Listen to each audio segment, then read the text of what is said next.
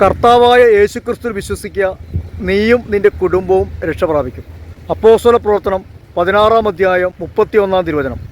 ഒരു വ്യക്തി യേശുക്രിസ്തുവിൽ വിശ്വസിക്കുമ്പോൾ അവനും അവൻ്റെ കുടുംബവുമാണ് രക്ഷ പ്രാപിക്കുന്നത്. യേശുക്രിസ്തുവിലുള്ള വിശ്വാസം വഴി നമ്മളെല്ലാവരും ദൈവത്തിൻ്റെ മക്കളാണ്. വിശുദ്ധ മോണിക്ക പുണ്യവതി വർഷങ്ങളോളം പ്രവർത്തിച്ചു തൻ്റെ മകന് വേണ്ടി. പാപത്തിൽ കഴിഞ്ഞ അഗസ്റ്റിൻ്റെ മാനസാന്തരത്തിന് വേണ്ടി. അവളുടെ പ്രാർത്ഥന ദൈവം കേട്ടു. കാലത്തിൻ്റെ പൂർണ്ണതയിൽ അഗസ്റ്റിൻ മാനസാന്തരപ്പെട്ടു. യേശുവിനെ നാഥനും രക്ഷകനും കർത്താവുമായി സ്വീകരിച്ചു.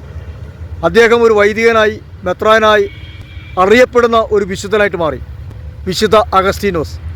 നമ്മുടെ ജീവിതവും ദൈവകരങ്ങളിലേക്ക് കൊടുത്തുകൊണ്ട് പ്രാർത്ഥിക്കുമ്പോൾ, യേശുക്രിസ്തുവിൽ വിശ്വസിച്ച് പ്രാർത്ഥിക്കുമ്പോൾ നമ്മളും നമ്മുടെ കുടുംബവും രക്ഷ പ്രാപിക്കുകയാണ്.